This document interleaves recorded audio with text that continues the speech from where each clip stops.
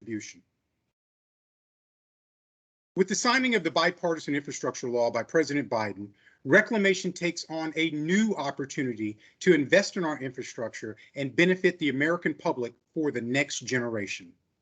A great deal of activity is well underway across Reclamation as we prepare to implement the law.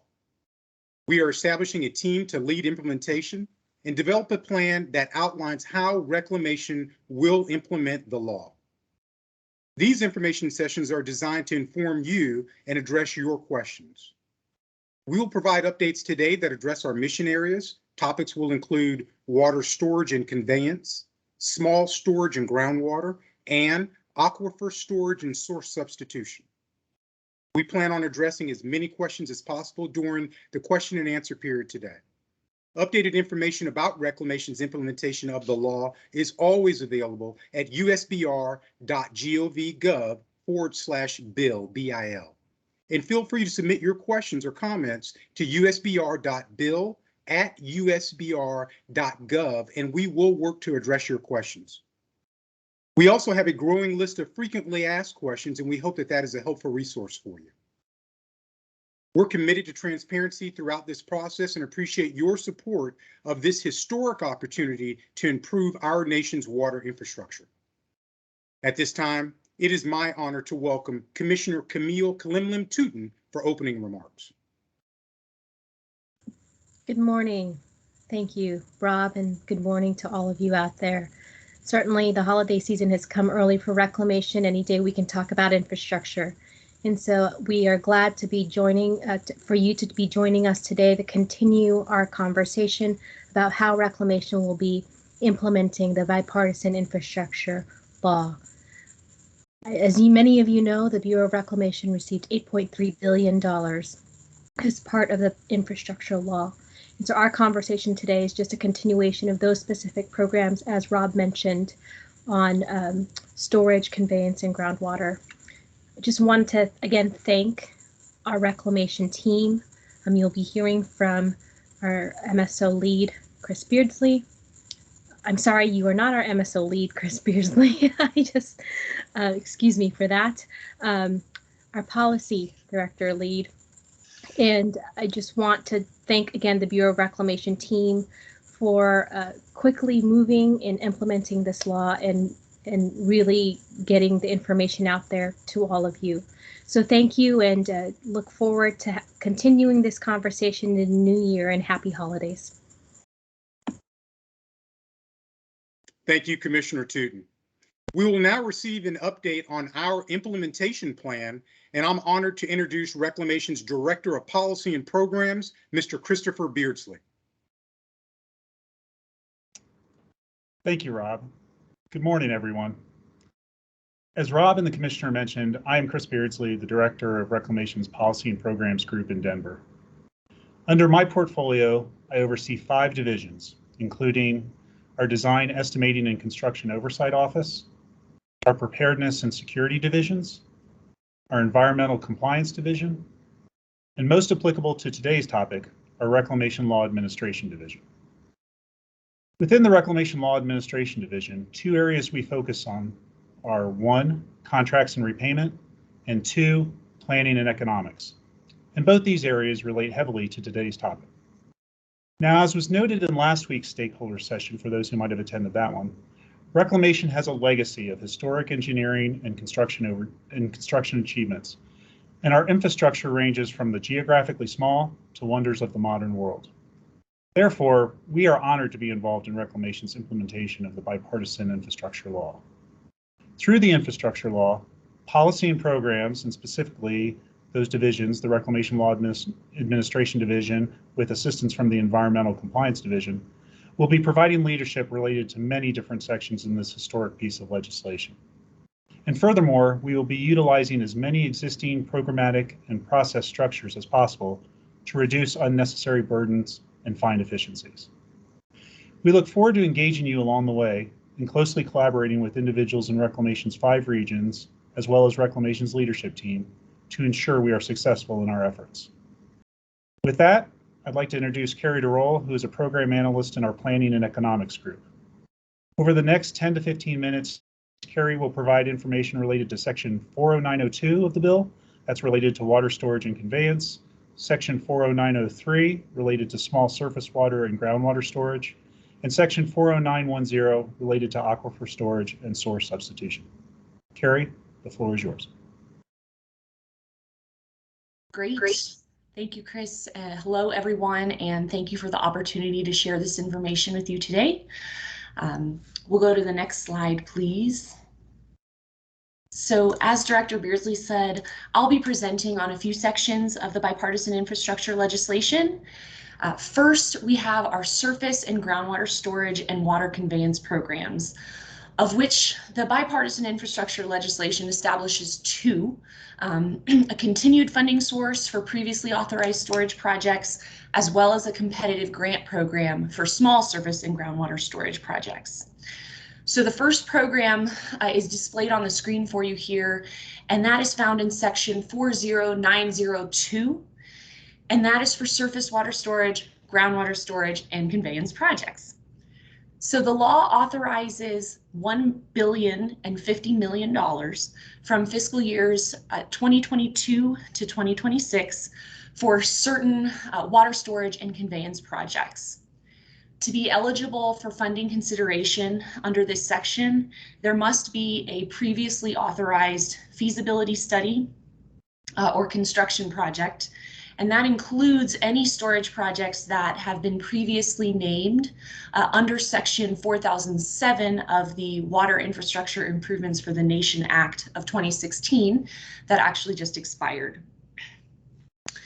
The law requires that for an eligible project to receive construction funding, the Secretary of the Interior must determine it to be technically and financially feasible, that in return for the federal investment in the project, at least a proportionate share of the benefits are federal benefits. We think of these as net gains to the nation as a whole. So if you're familiar at all with Reclamation's traditional project purposes, such as fish and wildlife enhancement, recreation, water supply, etc. The Secretary must also find the project to be both in the public interest and recommend it for construction funding. That funding is then reimbursable where it is required by reclamation law. For cost sharing, the law divides projects into two categories. So non-federal projects are eligible for up to 25% federal investment, and federally owned projects are eligible for up to 50% federal investment, and that's in relation to the total project costs. Any previously authorized feasibility studies will be cost shared per authorizing language or reclamation policy, which is a 50-50 cost share, with the exception of cost sharing with tribes for feasibility studies is considered on a case-by-case basis. This program is not managed like a grant. Rather, the allocations will be determined annually through an internal process. Next slide, please. The next program I want to share with you all is found in section 40903, and this is a new competitive grant program Reclamation will be implementing for what the law calls small water storage and groundwater storage projects. The law authorizes $100 million from fiscal years 2022 to 2026 for the program, and it defines small as a storage capacity not below 2,000 acre feet and not to exceed 30,000 acre feet. It allows for two types of projects, those that increase surface or groundwater storage, as well as those projects that convey water directly or indirectly to or from surface or groundwater storage that matches that capacity. In order for grants to receive grants for the planning, design, and construction of these projects, non-federal project sponsors will submit completed small storage feasibility studies for review by Reclamation. The guidelines for those small storage feasibility studies will be issued in early 2022. However, the law does lay out some certain requirements I'd like to share. It requires the Secretary to determine the project complies with those guidelines that will be issued, that the projects are technically and financially feasible, that they provide a federal benefit, and that sufficient non-federal funding is available to complete the project. The law also directs Reclamation to give priority to projects that are likely to provide more reliable water supply for states, Indian tribes, and local governments, are likely to increase water management flexibility, are regional in nature, have multiple stakeholders, and or provide multiple benefits. Cost sharing under this section is required by law, with awards up to 25% of the total project costs, however, not to exceed $30 million. We're going to be looking at this program in particular as a way to help Reclamation meet the President's Justice 40 initiative. That's outlined in Executive Order 14008. It's called Tackling the Climate Crisis at Home and Abroad. And that sets a goal for federal agencies to deliver 40% of the benefits from investments in the development of critical clean water infrastructure, among other categories, to disadvantaged communities.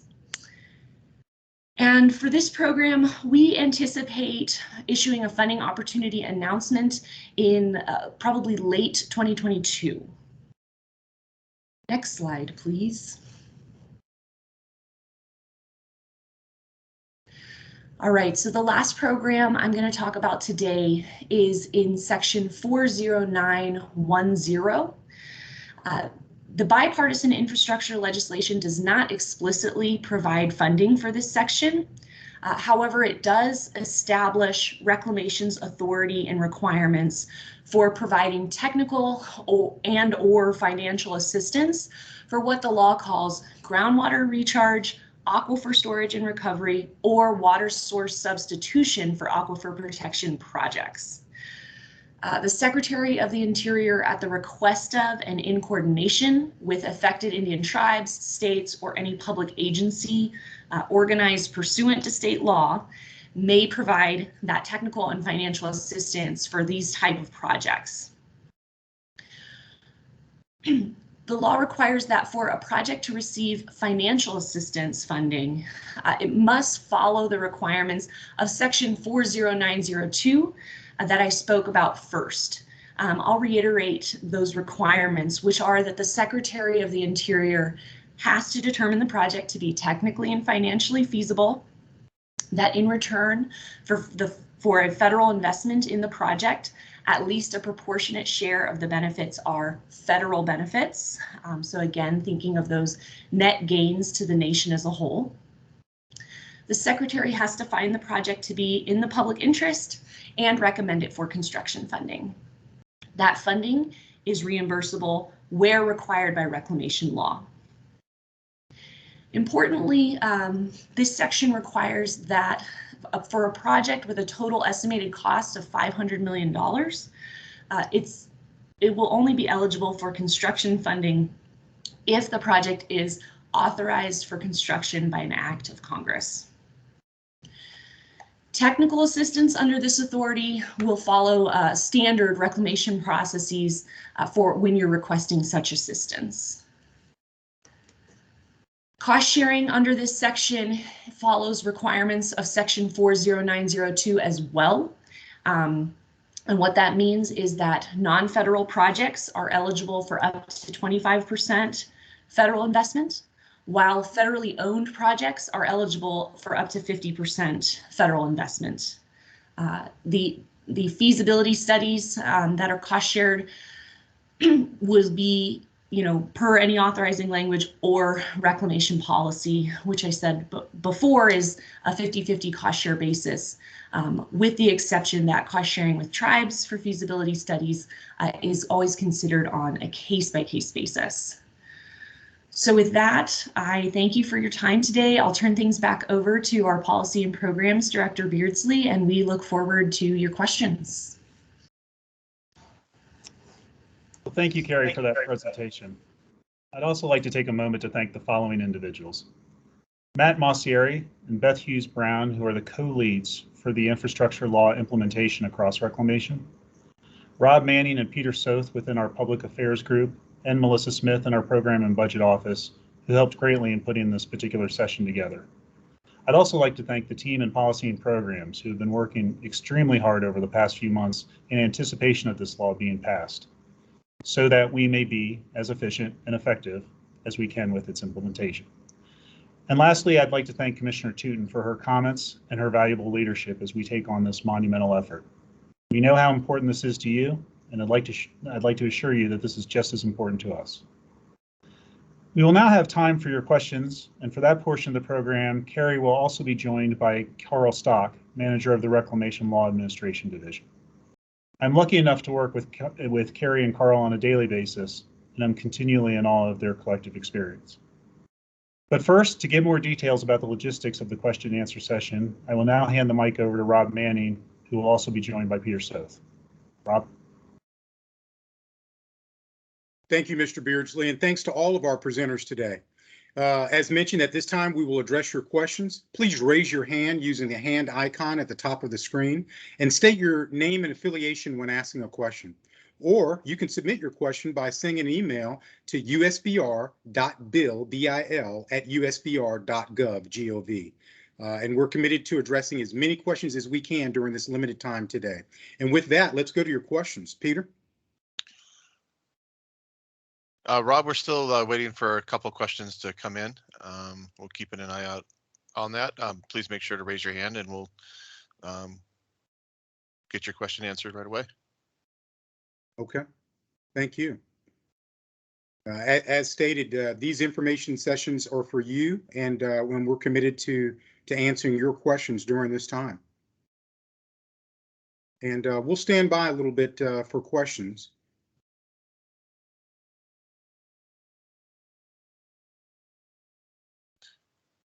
Rob, do you want to talk about the next session? Sure. No, absolutely. Absolutely. Our next brief that's tailored to address tribal interests is scheduled for Friday, January 7th at 11 a.m. Eastern. And again, you can go to usbr.gov or gov/BIL, BIL, for a list of all scheduled sessions and the topics that are going to be covered in those briefs, as well as updated information. And this session will be available for viewing at usbr.gov, gov/BIL after this session.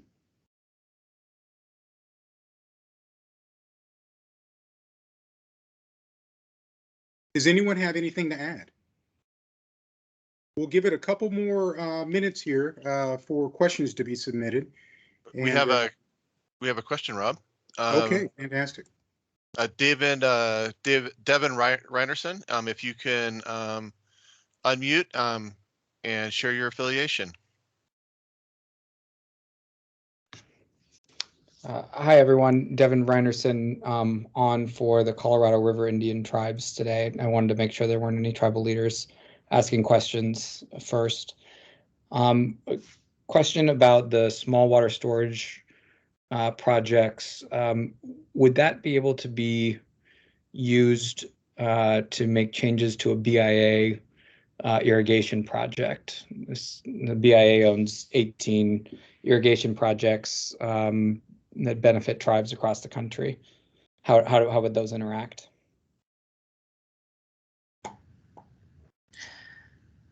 Thanks for your question.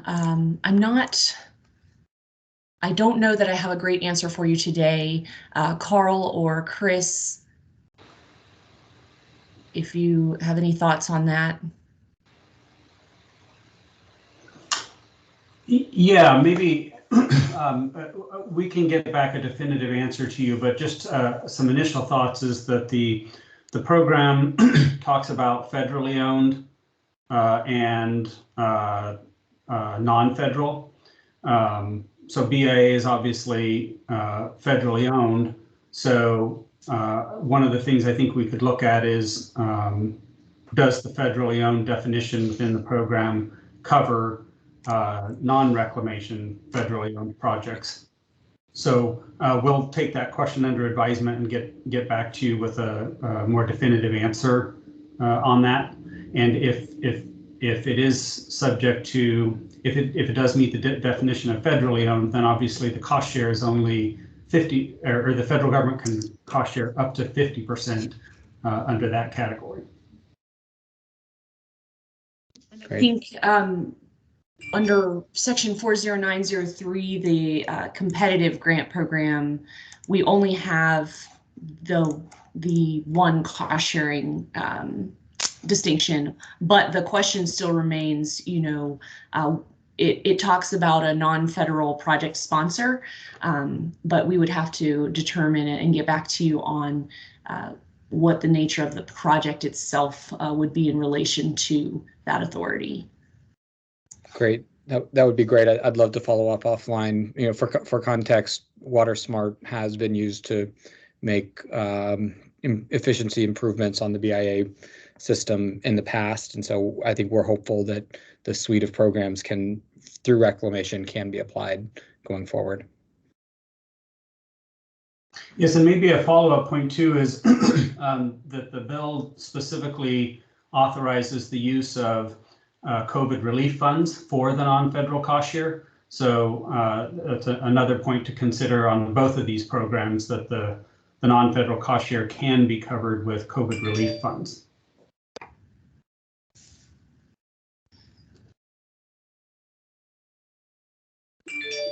Thank you, everyone. With respect to that question, since there's probably other interested parties, we can add the final response to the FAQ document that Rob mentioned in the beginning of the call, and we'll post that with the others on our website once it's updated. Thanks.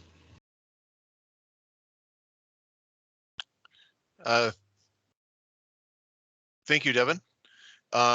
Josh Mann, please unmute yourself and share your affiliation.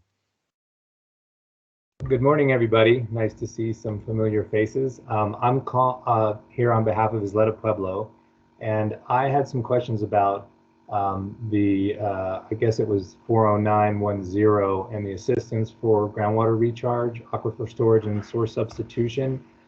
So I just want to get clarification. Does that include technical assistance for evaluating the feasibility of such a project? And then I'll also add, I think I heard Carrie say that cost sharing with tribes was on a case-by-case basis.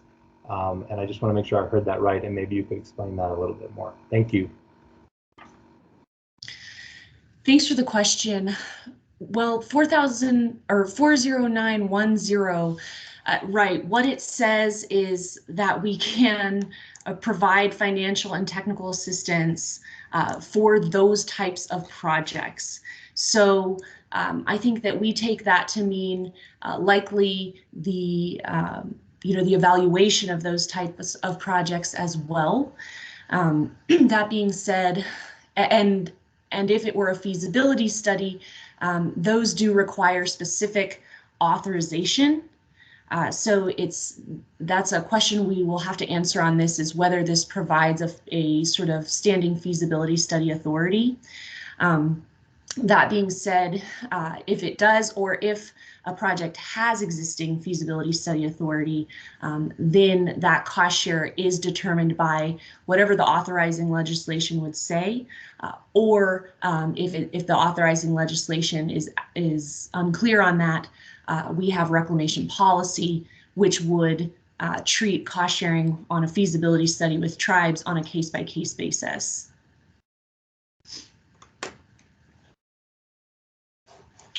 And maybe to elaborate just a little bit on that, case-by-case basis evaluation,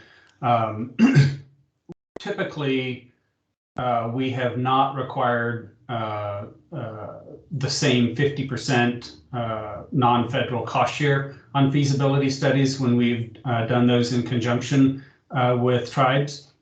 The cost sharing requirement has typically not been significant on feasibility studies, and we have, per our policy, significant discretion to look at what that appropriate cost share would be, and like I say, typically is not nearly as much as the standard 50-50 cost share that we usually require for those.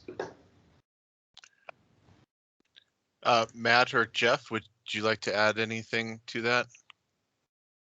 Sure. Just one quick thing, and Jeff Morris is our Native American International Affairs program manager. He can clean up anything I say. But on the topic of integrating these programs, you have Water Smart, which has got an authorization from 2009. You have the infrastructure law here that obviously was put on the books in 2021, and you have things like our Tribal Technical Assistance Program, which was put on the books. I actually don't even know the exact date, but it's several decades old. We are able to integrate these authorities where needed when working with tribes and come up with sort of tailored solutions to tribal needs, particularly through things like our Tribal Technical Assistance Program. So I put that down just as a marker to say that when it comes to demonstrating the feasibility of projects or working on different project proposals and then funneling that information into infrastructure law programs, we have that ability to work with tribes through these different authorities. And Jeff, feel free to add or subtract anything to those comments. No, you did a great job, Matt. I have nothing to add or subtract at this point. Thanks.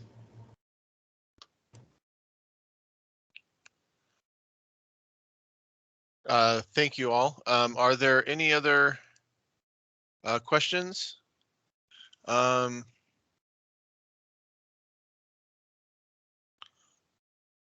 Any other questions out there? Please raise your hand and we'll address that.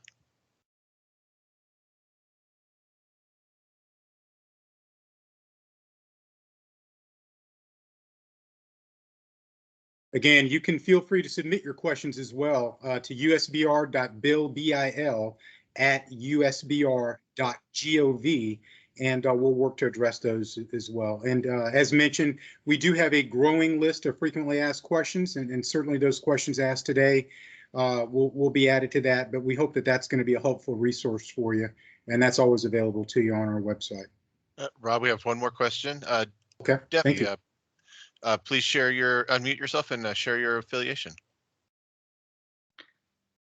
Hi, Debbie Ho on behalf of the San Carlos Apache Tribe. Thanks for holding this information session. I had chatted a question, but didn't realize that the question should go through the email address, but wanted to see what Reclamation's plans are for continuing the dialogue with tribes as your Reclamation rolls out implementation of the legislation, specifically as it relates to 40902. As you know, San Carlos has a water delivery system that it needs. Thank you.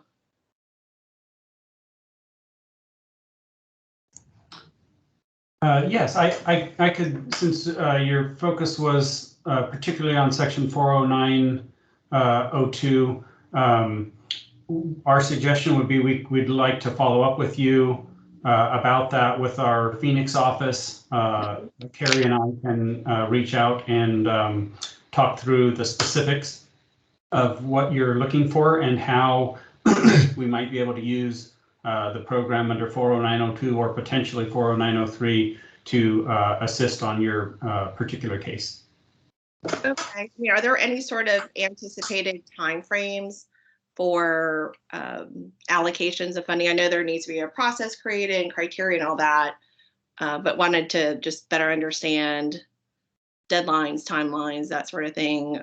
Any sort of future planned sessions with tribal leaders on this specific statute? Thank you. Thanks for that question.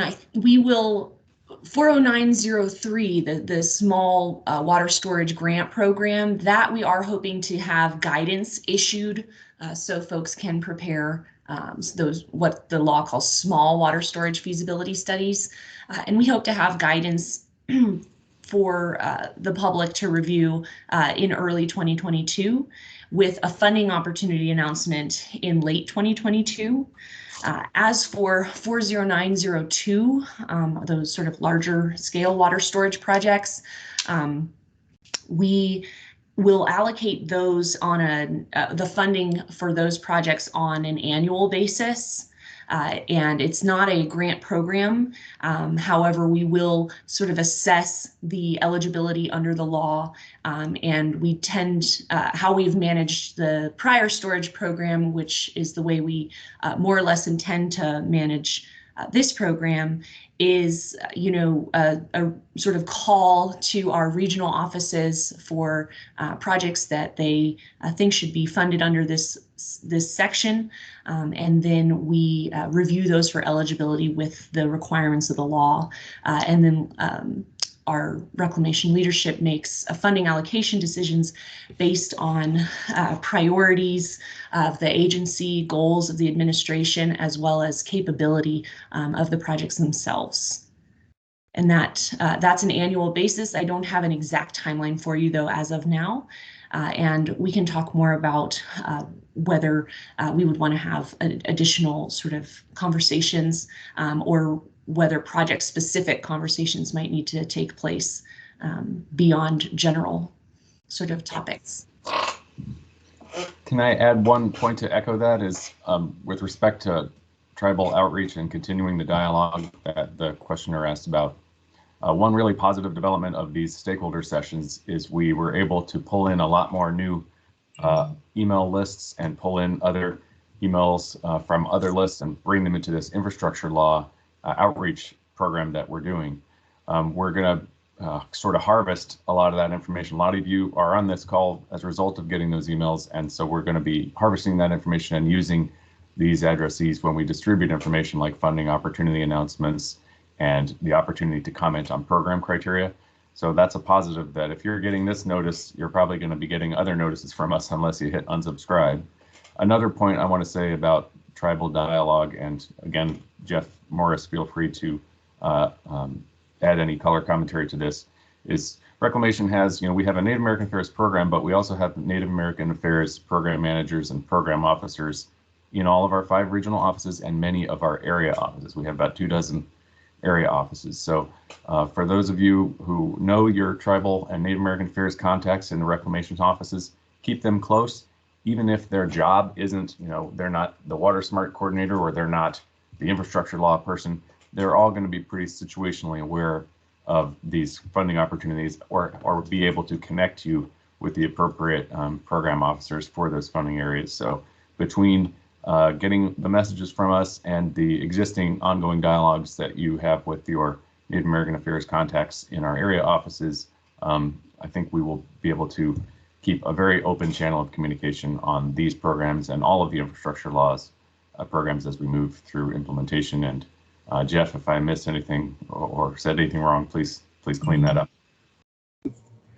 Once again, you did a great job, and I was going to add some of the things that you just covered. So thank you.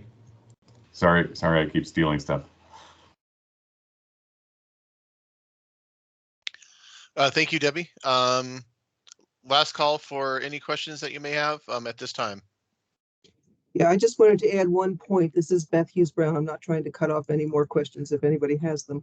But for those of you who have joined these information sessions for the first time this week and didn't see the one from last week, it was on the top of the following topics: dam safety, 40901, water smart grants, water recycling, 40905, drought contingency plans, 40906, multi-benefit plan program, 40907, and 40908, the desalination program.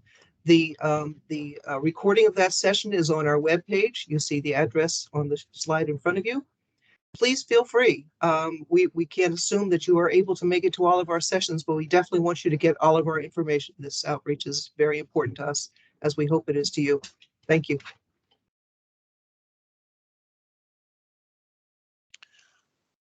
We have no more questions at this time, Rob.